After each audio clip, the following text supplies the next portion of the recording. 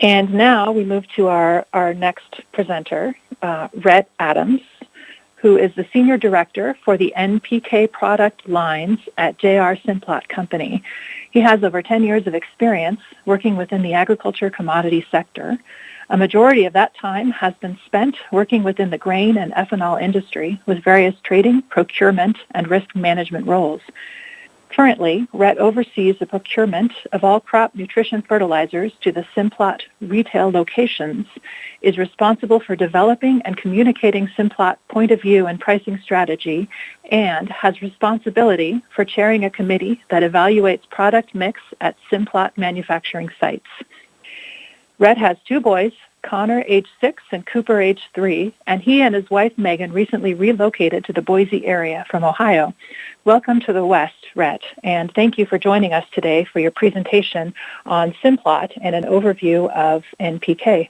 The floor is yours. Thank you again for that kind introduction, and good afternoon, everyone. Thank you for having me. I'm excited to talk about what a dynamic market we have had not only over the past year, but really where I believe that we are heading.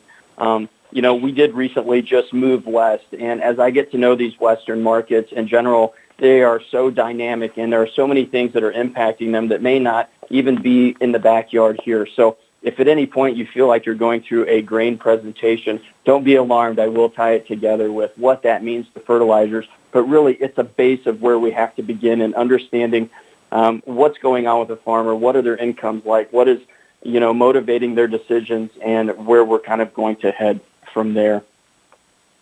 I'm going to start with an overview of Simplot in general. I think that we are a pillar of what agriculture means to me and such a storied history that I want to share some of that. I'm going to discuss what those current market drivers are and why NPK markets are where they are today and give some insight in what might impact that moving forward. I'll review some of those NPK prices and then talk about in a bit more detail some of the market dynamics that are moving it because while they may seem complicated on the surface, I'm going to try to break down some of that and make it a little bit easier to understand. One of the things I wanted to talk about too, and just for this group in general, is who the market participants are out there and kind of how I categorize them and what their role in the marketplace is. And then I'm going to follow up with what really matters. I want to finish with some takeaways for you to take and say these are the most important things facing us moving forward, and here's some key questions that we can kind of continue going back to. Being from the East, quite frankly, I knew Simplot existed, but not anything close to the detail in which I'm experiencing today. And it is such a neat and storied history, starting with J.R. Simplot in the 1920s. The same culture that he, engraved in all of us still exists today, and it's what we strive for. And really what that is a culture of innovation and entrepreneurialism. You think about a person that has taken the company really from that 1920s in Idaho and grown it into an international business that is beyond just land and livestock, just and well beyond just fertilizers, but really we break that up into the food group, land and livestock, agribusiness, which I'm a part of today, and then we have plant and animal sciences. We're still a privately held company here in Boise, Idaho, but we've grown into an international food and agriculture company. We've basically got a little over 11,000 employees that run operations around the globe and distribute products to more than 60 countries worldwide. We've got an integrated portfolio that includes phosphate mining, fertilizer manufacturing, farming, ranching, food processing, food brands, and other agriculture-related interests. What I hear a lot from other companies and what they strive for is typically field to plate, and that is really important, and we want to be a part of that. Where it's a little different here at Simplot Company is we are from mine to plate. We are extremely integrated, and we want to touch as much of that supply chain and be a part of it as we can. And we take a lot of pride in not only growing ourselves, but our customer base as well, and understanding what they bring to the table. So that's a little bit about what Simplot is, and the reason that is so important to me is agriculture is one of the most important things that I've ever been able to experience. I didn't have the pleasure of growing up on a farm. I grew up in the suburbs of Chicago, and as I got into agriculture and worked side by side with growers and understanding what their needs are, it is the best industry with the best customer base that is out there. And the amount of hats that we have to wear and help them wear is extremely crucial. Most growers are the HR manager. They're the janitor, the engineer, the maintenance person. And oh, by the way, we've got to market the grain and make, hundreds of $1,000s decisions that impact their livelihood as they move forward. So what I'm hoping to get out of this is just to give an understanding of where we're at and try to figure out how we can really help agriculture overall and kind of prepare for where we're headed moving forward. Today, the NPK markets are extremely dynamic. We've really gone through about 5 years of, I don't want to call it a lull, but ag markets in general are cyclical. We've been on the bottom end of that, and now we're starting to have an upward trajectory that we're all going to feel the benefit of, and it's going to create some tough decisions for growers and companies like Simplot and how we want to respond to that and capture as much of this upward momentum as we can. We have all experienced COVID. What a year. What I like most about agriculture is its sustainability and its resilience overall. When COVID first hit, I was in the ethanol industry, and seeing the impacts to the fuel business, what growers were going through, and the uncertainty with corn going from basically upwards of $4 down to the low threes, and looking forward, we really didn't know how to respond. What Simplot did was it kept chugging along and trying to help growers manage through that because the world was so variable and there were so many moving parts, it was hard to get our arms around it. And ultimately, what COVID did was it created a new world where we just have to expect the unexpected. But as everything shut down, understanding what those ripple effects are and what it means to each segment of agriculture is really important. I mentioned the fuel business and that kind of falling out of bed for a period of time.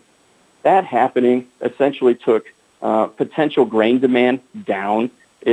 We were essentially already coming on the back end of what was a Trump administration and that treatment of tariffs and battle with China. And when you couple that with COVID and everything shutting down, we didn't know what demand was really going to be. But what has transpired over the course of time is we are seeing demand pick up, not only in agriculture markets, but everything that is happening with your restaurants, your fuel demand, has helped create a base for farmer income that is eventually going to hit the NPK markets, and it is today. So when I start to dive into it in more detail, I want that to kind of be the base. That's where we were. Where we're at today is that there are strong farm incomes, and I'm going to break down why that is and why I think it's going to continue. But ultimately, NPK markets are going to be able to be propped up because of all of the other demand factors happening within agriculture. Phosphate CVD cases. CVD stands for countervailing duties. Early summer, Mosaic brought a petition to the ITC basically saying U.S. phosphate producers like a Simplot were being unfairly traded by subsidies, most notably what was happening in Russia as well as Morocco. Those CVD cases have come to a close, and what has essentially happened is Moroccan and Russian tons now have a duty placed on them that gets us closer to world parity in terms of competition and what we're facing from the marketplace. What that has really done, and I'll go through in more detail, is that tons that were historically being dumped on the U.S. market from Morocco or Russia they're going to have a harder time making their way here. And that's a part of those moving pieces and why I believe NPK, phosphate in particular, has a bit of a supportive story as we move forward. You can't talk about agriculture without talking about weather, production, imports, and exports. Today we are experiencing a supply squeeze that we've really not had for the last 5 years. And it's kind of a perfect storm, and it's not just one, N, P, or K related. It's really impacted all of them. And it started with coming out of COVID, killing a lot of demand, but seeing it ramp back up a bit quicker than anticipated. We saw grain prices begin to go, and oh, by the way, we had a fantastic fall across a majority of the United States. And really what that did was some NPK producers that were behind either not by choice or had gone out of their way to maybe slow production, that demand last fall was extremely crucial to us. And what it did was it tightened those supplies moving either from Canada here or all around the world coming here. And we've had just enough production hiccups.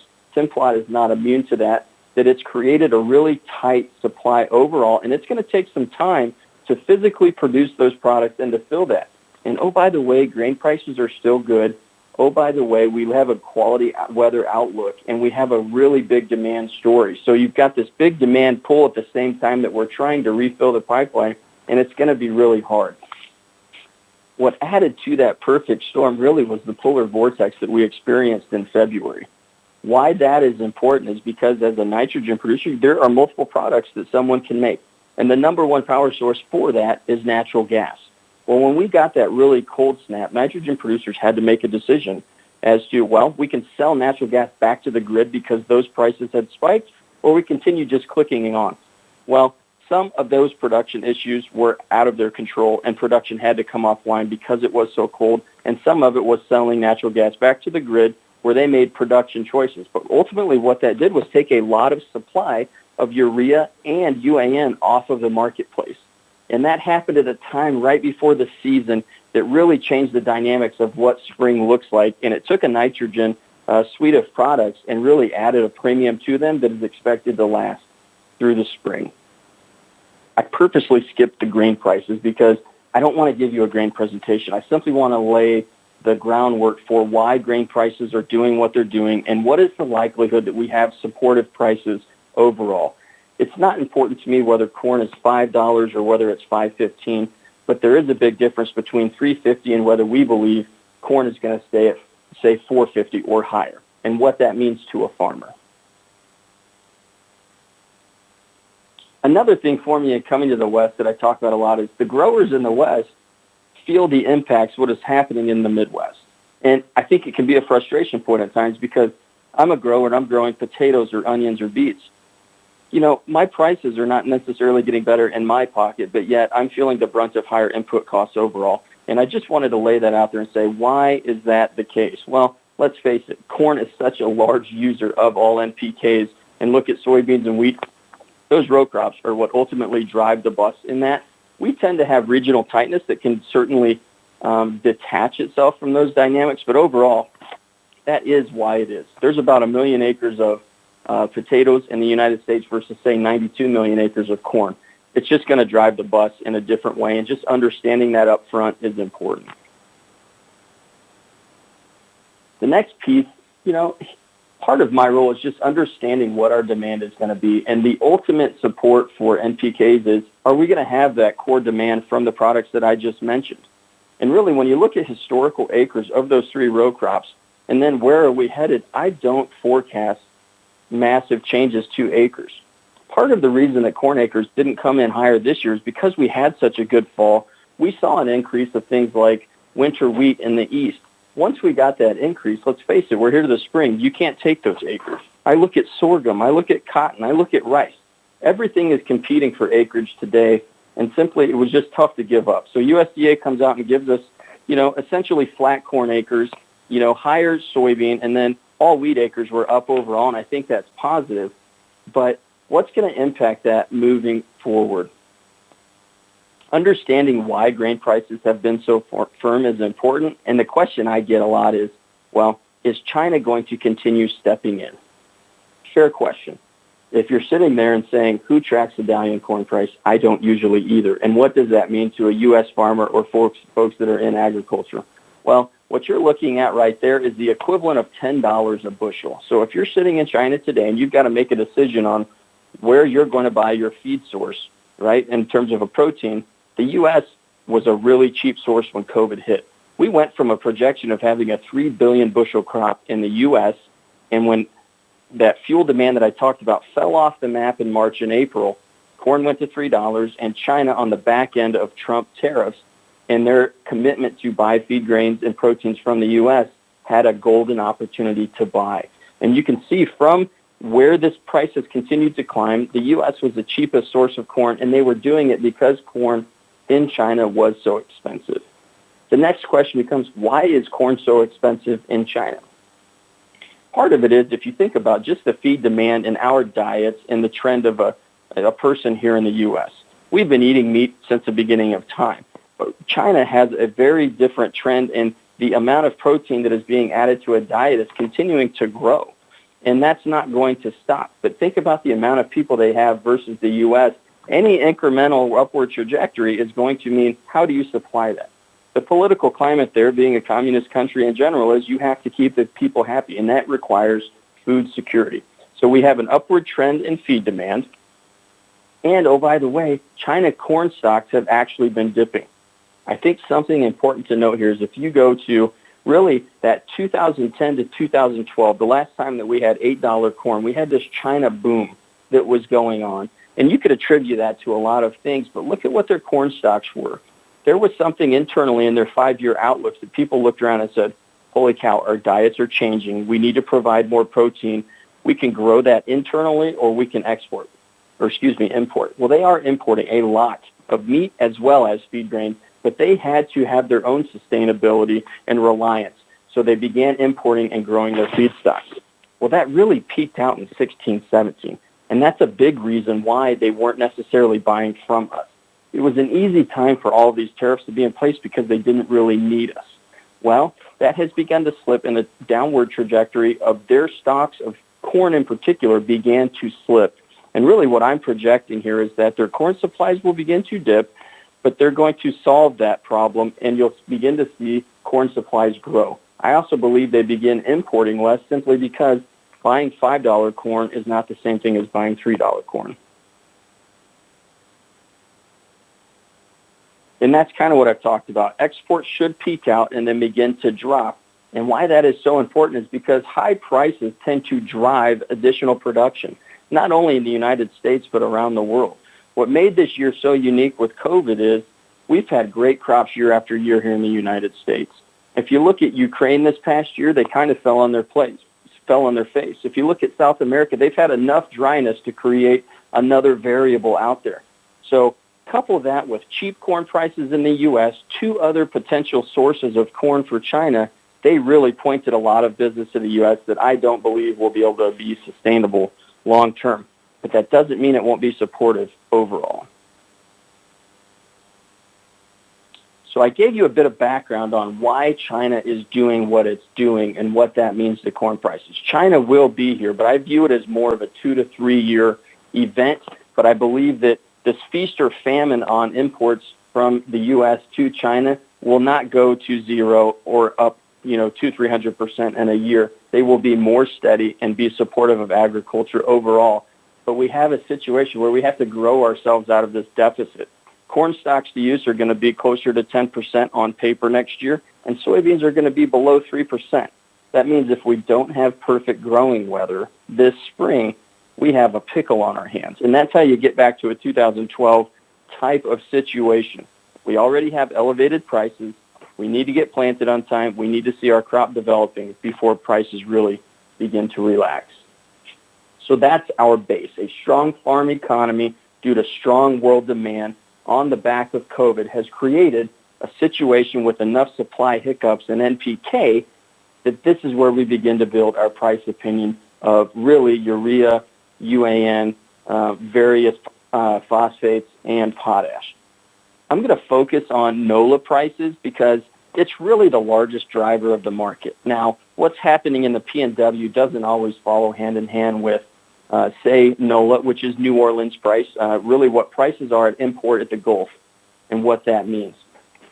Urea and UAN in particular were really cheap. Basically, at the beginning, kind of that Q2 when COVID started, all the way through about December of this year, we had really muted prices overall. And it's because we had excess production, right? We had relatively low demand compared to what supply was out there, and we were flush with those prices. Anybody that needed to buy a nitrogen product during this time period could have bought it near record low prices. There was no reason not to buy it. It was just a matter of, do you have the space for it? And then what happened? The term high prices cure high prices, well, so do low prices. And what we saw, and it snuck up on us right in the thick of the holidays and caught a lot of people off guard, quite frankly, because we all got lulled to sleep. Producers, commercial types, you name it. It had been cheap for so long. We had expected prices to rise, but no one predicted corn just jumping up closer to $5 in Q1. Suddenly, I've got an arrow on here pointing to the polar vortex. When that production came offline, we were already in a bit of an upward projection, but what it did was it allowed producers to take an upward trending market, and now they have a really big forward book on of sales, and suddenly they are extremely tight. And we're going into the busy season of spring, and we have seen prices skyrocket to the tune of, at one point, when new price increases came, on a Monday, it was $75 for UAN, a product that had been so cheap all summer long. To take a jump of nearly 50% of its price was unbelievable. And I believe that those prices are going to stay relatively elevated through the spring and have some type of reset lower this summer, which is kind of seasonal. But right now, because we are right in the middle of beginning this season, it's going to be really tough to see that demand back off and prices move lower in the short term. We're a phosphate producer, right? So we've got an extremely good feel for what's going on, especially the MAP prices for me are probably the easiest ones to point through and digest because it was probably the biggest impacted from the countervailing duties and what had happened.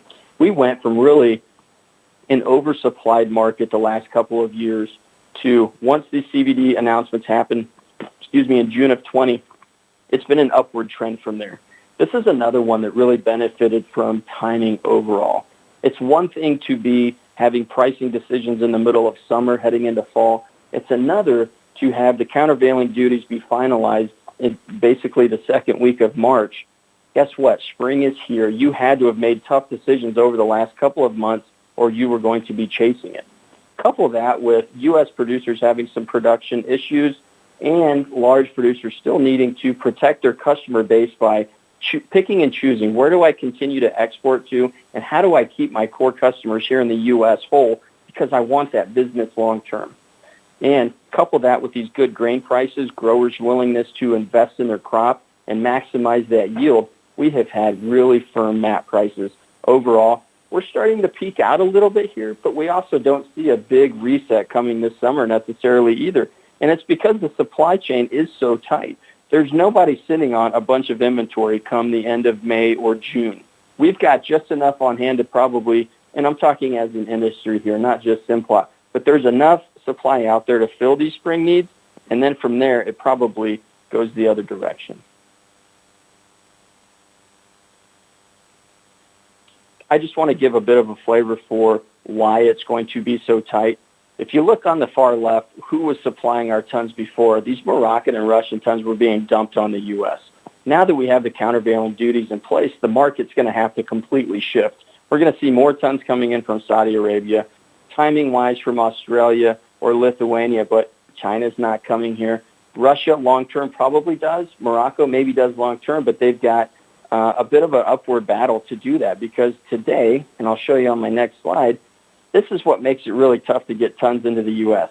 If you look at a price per short ton coming into NOLA compared to the rest of the world, we're still at a world parity overall. We're right there with Brazil, and with freight and everything else, we're in a really good spot. But by the time you add in the duty, if you want to go from Morocco to NOLA, and you're making a decision, do I go to Brazil or do I go to NOLA? Well, you can take $435 a ton and take it to NOLA, or you can take $533 and go to Brazil. Pretty easy answer if it's me. Now, long-term, what does Moroccan producers do? Only they know that, and ultimately I think they're going to want some sort of U.S. market share. It's just a matter of timing and seeing how prices adjust. Potash prices have flown under the radar, but it's another one that has benefited from lower production, right? Look at what tonnage is typically coming out of Canada, taking a really good fall that we had. We had stronger applications than anticipated, and couple that with good grain prices and producers willing to invest in their crop, and this is what we get. It's going to be really tough for potash prices to completely fall out of bed probably in the next 4 to 6 months. You know, how it is managed from major producers will be very interesting, but overall I think that there's just a good sentiment and a good story here that prices remain firm overall, and at the very least they're probably going to just stay flat as we move into the fall. I've given a bit of a background. One of the questions we had was, who are the market participants and how does everybody kind of work together in this? I like to break them up into categories because here at Simplot we produce tons. We have a really good wholesale business. We have an industrial wholesale business. We also have a very large retail division of about 228 stores, right? So we're integrated. Well, we're not alone. I think everyone has their own role and how they fit that. So I break it up really into producers, right? So you look at your Nutrien, your Simplot, your CF Industries, your Compass, Mosaic, Simplot. We're all producers. A lot of these same companies are also wholesalers. some of these companies also have their own retail arm as well, right? What I don't have on here, I deal with all of these folks either as a sell-side customer or a buy-side customer. What is interesting is there are also trade types out there that literally just, they want to supply markets. Maybe they have off-put agreements, you name it.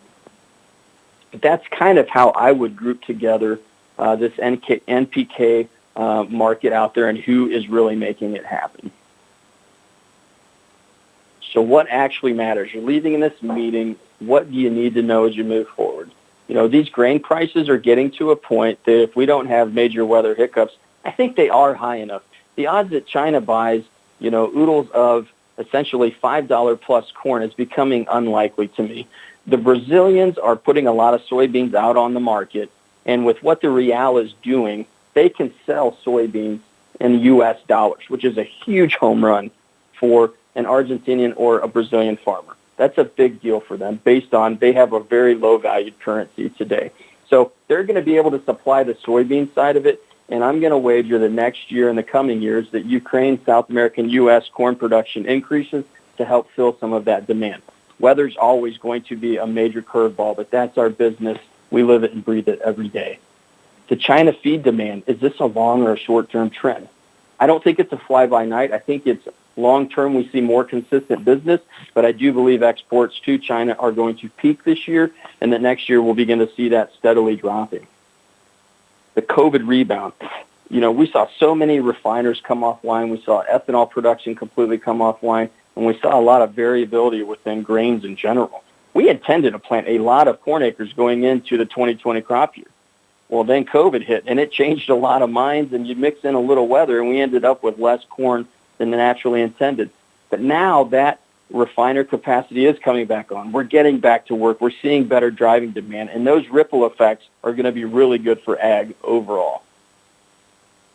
Where do markets reset? This is a question, if I had it, I would be sitting on a beach somewhere and not presenting here. But I will tell you, markets will be lower at some point, but right now it's going to be tough to move significantly lower over the next 2 months. And I wouldn't be alarmed if resets this summer are later than they have been the last couple of years due to those really light inventories across the whole supply chain. In terms of the nitrogen market, a battle that we have is, do grain prices keep nitrogen completely propped up, or do the fundamentals of nitrogen win over grain prices? I think ultimately the fundamentals of nitrogen, and what I mean by that is these high prices will drive enough production, and seasonally the demand will be lower, and that will help bring nitrogen prices down overall. But that probably doesn't happen until midsummer. The countervailing duties for phosphates in place, how do prices adjust long term? I think it's ultimately going to be more supportive, but that is really going to depend on how supportive grain prices are going to be in some of these world players from a Morocco and a Russia. And do they just switch their market to go to a Brazil or a Europe, or do they decide, you know what, I'm going to fight for that U.S. market share duty or not? That's kind of the ball is in their court, and long term will drive that bus. Potash supply constraints, how long will it last? Personally, I think this firmness for potash is going to probably take into the fall time for those producers to get caught up. We're seeing a couple of signs of weakness, but overall, I just think that markets are going to remain firm as we move forward.